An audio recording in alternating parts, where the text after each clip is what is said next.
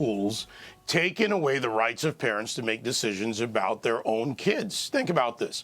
In California, kids over 12 could soon be vaccinated for COVID without their parents' permission.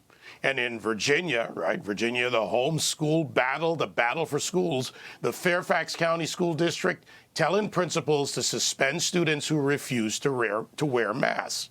In Pennsylvania, furious parents calling for a teacher to be fired after she was photographed taping a mask to a student's face. You see that there. Think about this, parents out there, students out there, anyone out there.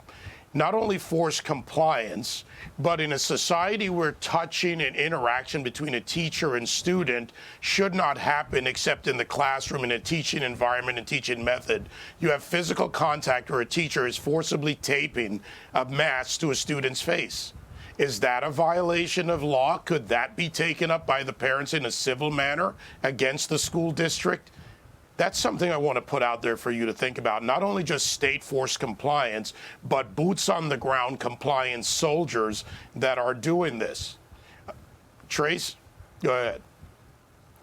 Yeah, I mean, you make very good points there, and the whole thing that you look at here is the totality of what's happening across the country. You mentioned California. I mean, California, to use a school term, is dismissing parents. They don't want any input from parents in California at all. And you talked about the vaccine, where they could soon say your kid, if they're over 12, is getting a vaccine whether you like it or not. And in fact, it's already happening. We did a story on Barack Obama Middle School where they gave a 12-year-old an injection. They brought him in and vaccinated him for a piece of pizza. His mother was absolutely irate. I mean, we're talking about a middle school with 1 out of 12 students being proficient in reading, 1 out of 20 students being proficient in math. Proficient. That means you can do it. You can read. You can do a little bit of math. It's not great. And now we're seeing the mental health impacts that all of these policies have had, which is why you have mayors like London Breed in San Francisco and Lori Lightfoot in Chicago who are pushing back against these teachers' unions. They're both supposed to be on the same side.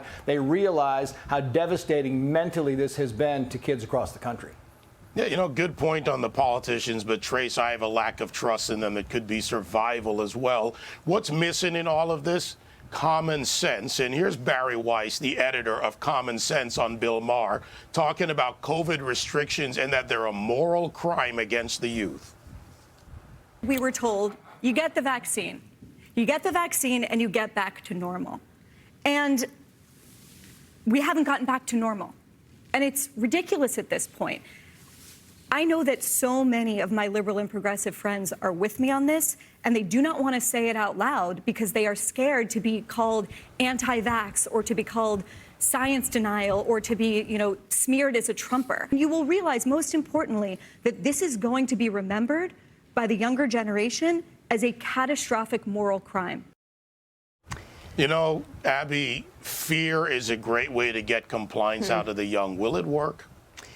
Well, I think we need to stop resorting to fear. But yeah, I think something astute that she pointed out was that her friends are afraid to speak up. But that's also trickling down. The name calling is trickling down. I talked to a mom that I know who's dealing with all this in California, and she said kids in her 8-year-old's class are attacking one another for not being vaccinated. Kids are being bullied enough, and all they should be worrying about are how bad the soggy chicken nuggets are at lunchtime and whose mom is bringing the Capri Sun to soccer practice. That's it. They shouldn't be worried about this great stuff. Great point there, Tommy. Abby brings up bullying, where the state now becomes the bully against the people. But using young children, some of them may retain this. California, you cover a lot of things about California's nuttiness. 12-year-olds can't make decisions. They're not of age of majority. Now they're expecting them to make a health decision. Yeah, and I think that you mentioned a great point about it varying from state to state. Of course, in places like New York and in California, you've got this COVID hysteria and this COVID obsession. But if you come to where I am in Nashville, Tennessee, you come to a red state, you realize that we're not as susceptible to that because parents have chosen freedom, the residents have chosen freedom, and we've also decided we're going to speak up and we're going to stand up against mask mandates, against school closures. And that's why in these great red states, you still have that preservation of that freedom and that parental involvement. But I would say, as someone who did live in California for several years, that mechanism of silencing parents, of silencing conservatives, silencing anybody who just points out the lunacy has been very effective. So I would encourage all of those conservatives or just independents in those states to start standing up, being a little bit braver, a little bit louder, a little bit more bold, because that's how you make big changes. You take your power back.